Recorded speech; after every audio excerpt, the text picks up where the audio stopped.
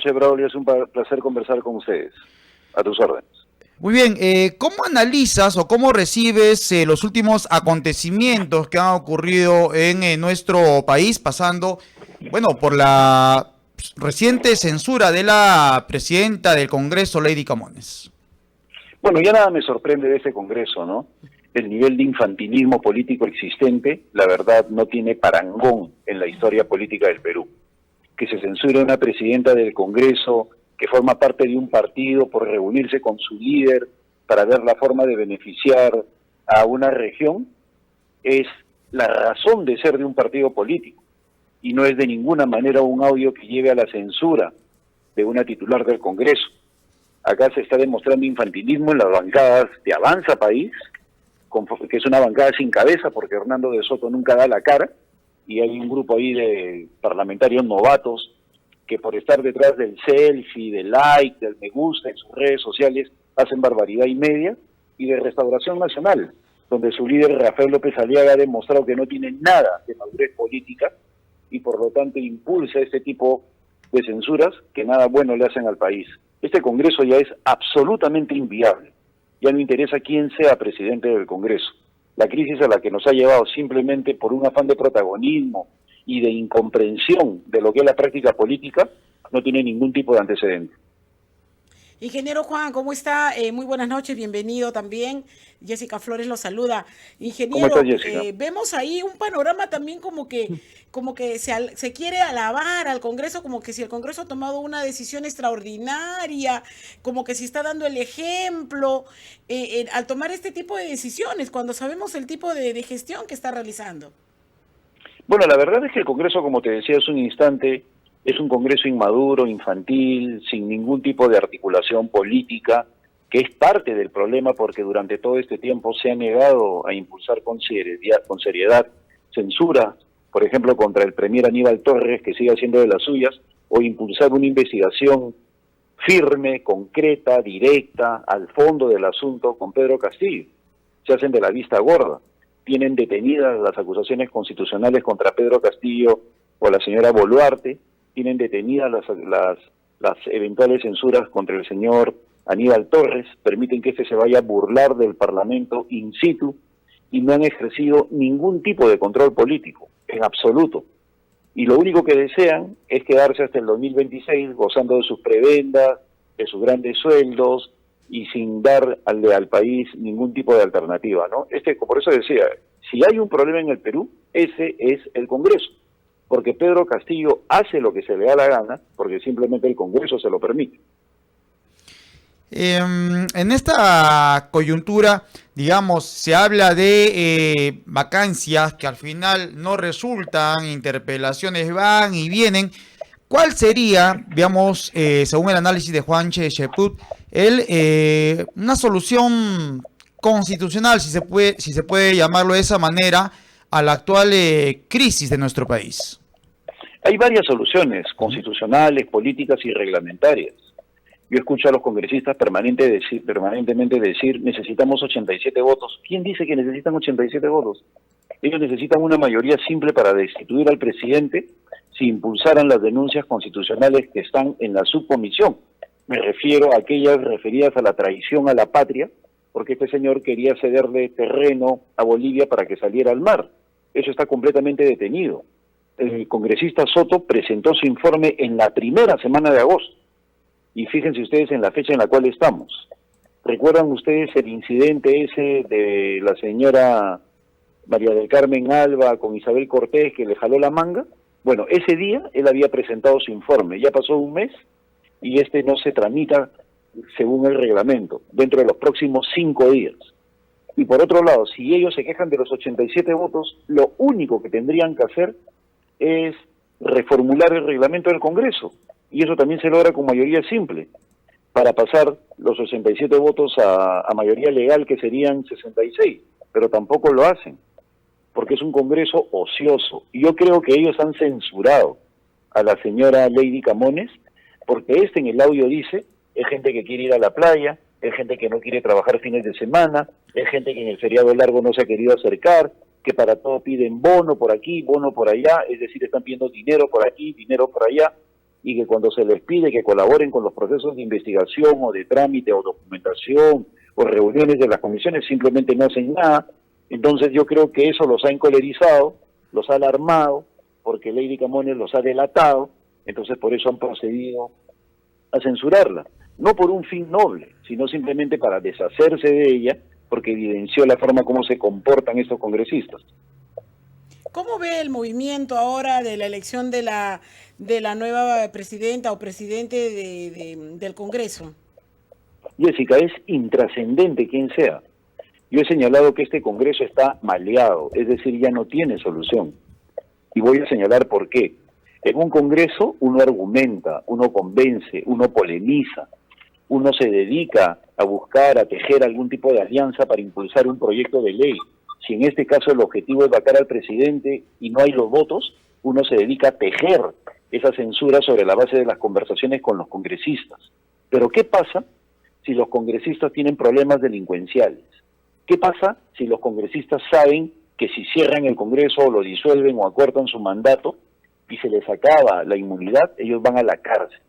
¿Qué pasa si hay un grupo de personajes, denominados los niños, y también otros denominados los topos, que saben que ante la eventualidad de una disolución o de un adelanto de elecciones, ellos van a tener que enfrentar los tribunales? Pues simplemente no va a haber argumento que valga. Tú puedes ir con ellos con cualquier tipo de sustento o idea y van a decir no, no, no. ¿Por qué? Porque su destino está atado al de Pedro Castillo. Su destino está ya configurado en los aspectos penales, porque han cometido una serie de delitos. Por eso creo yo que este Congreso ya está maleado. Este Congreso no sirve. Este Congreso es lo peor que le ha podido pasar al Perú en este siglo. Y por lo tanto, la única solución que yo veo no pasa por el presidente del Congreso, sino de un adelanto de elecciones generales. Juan, a tu entender, ¿el Congreso puede haberse convertido en cómplice del Ejecutivo? Sin ninguna duda, y lo he señalado en más de una oportunidad, este Congreso es cómplice, porque no lo investiga, no lo fiscaliza, no indaga, se hacen los locos, pretenden hacer fiscalización y hacen solamente fintas. Todos los congresistas, sin excepción, tú los ves desfilando por los medios de comunicación diciendo: exhorto al premier a que renuncie, le pido al otro señor que se vaya, presidente, dé un paso al costado, etcétera, etcétera. Y yo digo, ¿estos son congresistas o son opinólogos? ¿Estos son congresistas o son comentaristas de la situación? ¿Estos son congresistas o fungen pues de personas que están de lejos mirando lo que acontece en el Parlamento? Un congresista tiene un poder y ese poder lo tiene que utilizar para ejercer el control político y decirle al presidente basta, o de lo contrario sancionarlo. Pues si no, le está haciendo un tremendo daño al país. Pero no, estos congresistas cada vez que han tenido la oportunidad de sancionar se han hecho los locos, como el congresista Anderson, que cuando se estaba viendo el tema de esos sujetos de Acción Popular que fueron señalados por Karelyn López como visitantes permanentes de Palacio de Gobierno a cambio de obras, los famosos niños, cuando se les quiso llevar a la Comisión de Ética y se tenía que votar, no se alcanzaron los votos, faltó un voto. ¿Y a quién se le malogró el celular en ese instante de la votación, en ese instante supremo en el cual se tenía que decidir el futuro de los niños? Al congresista Anderson, que señaló: se me malogró, se me congeló la pantalla, como si no pudiera llamar por teléfono, como si no pudiera mandar un correo electrónico, como si no pudiera establecer un contacto con un colega para poder decir su voto. Entonces, ese tipo de farsas hay permanentemente. Por eso digo que este Congreso está maleado. Es un Congreso sin figuras estelares, es un Congreso sin gente con experiencia, es un Congreso en el cual puede haber generales, almirantes, economistas, pero que a la hora de la verdad arrugan, como el señor Quiabra. En el peor momento de su partido, renuncia, ¿no? Y quiere ser presidente de la República, un señor que a la primera se va. Ese tipo de parlamentarios es lo que tenemos hoy en día y la verdad es que avergüenza. Claro, una de las cosas que Lady Camones, recordemos, anunció en su primer discurso, hablaba justamente de la mala reputación del Congreso, ¿no? Les dijo eso directamente, que el Congreso tiene una mala imagen, y se deslizó esta situación, este contexto de que ella quería cambiar aparentemente este panorama. Así es, Jessica. ella en primer lugar, Lady Gamone siempre ha tenido una posición de modificar alguna forma de ejercer la fiscalización para de esa manera cambiar la imagen del Parlamento, pero no la han dejado, es incómodo. Y por otro lado, hay un afán de figuretismo impresionante en congresistas sin experiencia como el tal Alejandro Cabero, ¿no? Empeñoso él en tratar de figurar a como dé lugar, y que es uno de los protagonistas de esta crisis junto con los de Avanza País, o el almirante Montoya, que permanentemente tuitea, pontifica, señala, ¿no? Acusa, pero que en la práctica no hace absolutamente nada, nada de nada. Por eso yo digo, con nombres y apellidos, esta es una crisis generada por el señor Rafael López Aliaga y su partido Renovación Popular, y por otro lado, por Avanza País, el partido sin cabeza, ¿no? Porque Hernando de Soto nunca se aparece. Y hay ahí un conjunto de personajes y novatos, sin experiencia, que están en un plan de buscar figuración y que han llevado esta crisis al país. Ahorita el país está inmovilizado. Por un lado tienes una organización criminal en Palacio de Gobierno y por otro lado tienes un Congreso que no hace absolutamente nada, que no profundiza en nada, que no genera ninguna reforma, que no hace nada, ¿no? Y el turismo sigue en caída libre, los servicios sociales están cada vez peor, hay una crisis económica que está afectando a todo el país, los únicos que están bien son los funcionarios públicos que ganan unos sueldazos, pero la gente que está en los puestos de empresas privadas está sufriendo las consecuencias del deterioro económico y estos señores están absolutamente como si nada. Juan, tú has tenido experiencia como parlamentario, también como ministro, conoces, digamos, a fondo cómo se manejan, digamos, estas instancias, ¿no? ¿Cuáles son las reales motivaciones, digamos, del Congreso para hacerse la vista gorda o tal vez no tomar las decisiones que el país requiere en el tema político? Bueno, en ese sentido yo los he visto desde el primer instante que ellos quieren quedarse. Aún más, la congresista Adriana Tudela escribió un artículo en el cual decía, no tenemos por qué irnos, ¿no? Defendiendo su derecho a quedarse hasta el 2026. El afán de ellos es crematístico, es monetario, es querer seguir recibiendo sus sueldos. Miren lo que ha pasado hoy día en la Comisión de Constitución. Se estaba discutiendo el proyecto de ley de la vicepresidenta del Congreso y sobre adelanto de elecciones y se suspendió.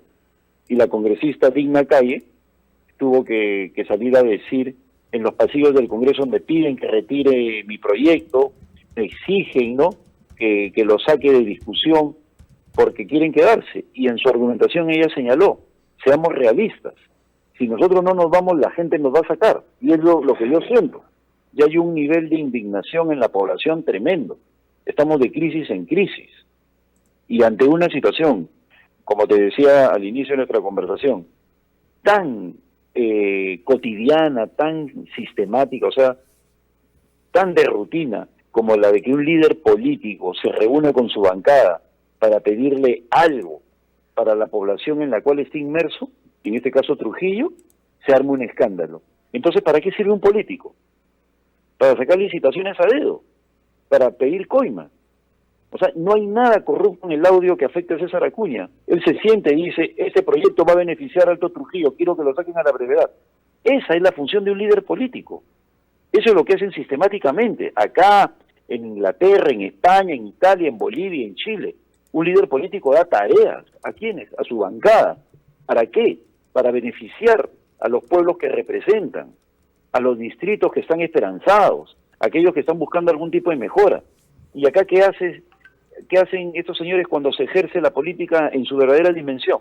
Se revisan, censuran, vacan, ¿no? O sea, es realmente desastroso lo que está pasando. Entonces, ya un político no le va a poder decir a su bancada, ayúdame a sacar un proyecto de ley, porque simplemente va a ser satanizado por la opinión pública.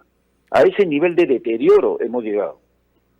Bien, Juan, en realidad, claro, o sea, son a veces diálogos que los líderes pueden, digamos, realizar para que se dé determinado proyecto, se dé una viabilidad.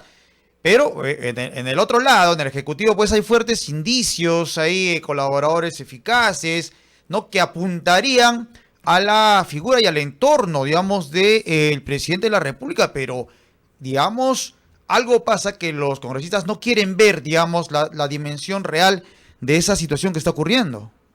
Claro, ahí no se escandalizan. Por Ujú. ejemplo, en ese mismo instante, ellos han interpelado a Heiner Alvarado, el ex ministro de Vivienda y ahora ministro de Transporte, por una serie de actos corruptos, dentro de los cuales están los señalados por los colaboradores eficaces de que este individuo habría dado proyectos a dedo para beneficiar a Pedro Castillo, en el municipio de Anguia, entre otros. ¿Y cuánto tiempo está pasando y no lo censuran? ¿De qué manera se están dilatando las cosas? ¿Por qué ahí no se reúnen de urgencia? ¿Por qué no piden la vacancia? Porque ellos también están involucrados. Porque el ministro ya los habrá llamado y les habrá dicho, oye, por si acaso, si me censuras, yo hablo, ¿eh? De que me fuiste a buscar a mi despacho y me pediste también una obra, por si acá, así que mejor no te metas conmigo. No, ese es el nivel de este Congreso, ese nivel de deterioro moral absoluto y político. Gente así, ganapán, que lo único que quiere es sacar su remuneración o un beneficio económico con las obras que mendigan en los ministerios, pero cuando se trata de ejercer una política real, directa, simplemente se ponen de costado. Ingeniero Juan Cheput, en este contexto lamentable, ¿quién gana y quién pierde? Gana Castillo, porque él estará feliz. Su gobierno estaba con respirador artificial, abrumado por la fiscalía, inclusive justo el día que salen los audios, ¿no? La fiscalía había dicho vamos a investigar a Aníbal Torres y a Félix Chero, al premier y al ministro de Justicia, por ser parte de la organización criminal que está en Palacio de Gobierno. O sea, los iban a empezar a investigar. Y justo por esas cosas del destino, sale un portal, Epicentro, famoso por estar conformado por periodistas vizcarristas, ¿no? Que le hicieron el amén a Vizcarra, sacan este audio entregado por un topo, ¿no? Y hacen un escándalo. Y todo el mundo pisa el palito, incluyendo los medios de oposición que son leales a la democracia. Pisaron el palito, y me refiero específicamente a los medios como Willax, por ejemplo, ¿no? Los de Willax. Levantan la noticia de este portal vizcarrista. Entonces, en política no hay casualidades. Pedro Castillo se ha beneficiado con todo esto, armó un show la noche del domingo, se quejó de que Acuña le da órdenes a su bancada y Aníbal Torres le dio órdenes al Congreso para que investigaran a César Acuña y destituyeran a Lady Camones. Y el Congreso aceptó, a pie juntillas, ¿no? Esas son las contradicciones que hay y que lamentablemente no se profundizan y a veces pasan desapercibidas. Bueno, Castillo gana, ¿y quién pierde? El país, porque si estamos en manos de una organización criminal, mira todo lo que está sucediendo. ¿Ya nos hemos olvidado acaso de cuáles son las características de Castillo? Mentiroso, su entorno está fugado, le encuentran miles de dólares en el baño, tiene 7 carpetas fiscales abiertas, se le acusa de haber recibido 200.000 soles de una coima directamente de Juan Silva, se le acusa de haber cobrado 20.000 dólares por ascenso en las Fuerzas Armadas y Fuerzas Policiales, a su hijo se le encuentra 6.000 soles en efectivo debajo de la cama, a una criatura, tienen un montón de motos modernas, Jennifer Paredes, la esposa se caracterizaba por reunirse con abogados y entregar licitaciones a dedo. Esa gente es la que está en Palacio y está respirando tranquila, está feliz de la vida. ¿Por qué? Porque el Congreso no hace nada. Juan, con la experiencia que tienes, si bien has analizado en forma muy prolija, ¿no? Detallada la coyuntura política actual, ¿crees que estamos ante un gobierno de conductas similares? Hablo en el tema de la corrupción, que el régimen fujimontesinista. Yo creo que son distintos estilos, pero ambos son corruptos, ¿no? En este caso estamos hablando de un entorno familiar chotano, estamos hablando de un presidente que escoge no a buenos ministros, sino a personas sinuosas, delincuenciales para asumir carteras, de tal forma que lo puedan apoyar, como el señor Juan Silva, por ejemplo, que está fugado. O sea, se elige profeso a gente que tenga ese ánimo de delinquir, No nos olvidemos que en un diálogo, en un audio, Juan Silva conversa con el secretario Bruno Pacheco de Palacio de Gobierno y le dice, en 3 meses recupera su inversión, 1 millón de soles para ser ministro, y en 3 meses recupera su inversión. No, ese tipo de gente pues está en Palacio. Y a diferencia de Fujimori, que tenía un asesor delincuencial, pero Fujimori tenía ministros, pues. La situación económica mejoró y la seguridad también. Nadie puede negar eso. Igual, lamentablemente Alejandro Toledo también está en problemas con la justicia, tiene que enfrentarla, tiene que venir acá, tiene que ser extraditado, pero el Perú creció los 60 meses en materia económica y nadie puede negar eso, porque tenía buenos ministros. Pero en este caso, el sujeto que está en Palacio de Gobierno, que responde al nombre y apellido de Pedro Castillo, este individuo se ha rodeado de ministros inútiles, balbuciantes, adulones, que lo único que saben es salir a defender porque no saben nada de su cartera, como el ministro de Trabajo Alejandro Salas, que nunca habla del sector trabajo, pero sí está listo para defender al presidente. Entonces tenemos ese tipo de gente que lamentablemente está llevando al colapso al país. Muy bien, Juan, te agradecemos por los minutos brindados a Radio 1 y estaremos en contacto para otros diálogos acerca de la coyuntura política actual. Muy amable. Muchas gracias. Muchas gracias a ti, a Jessica. Hasta pronto. Gracias.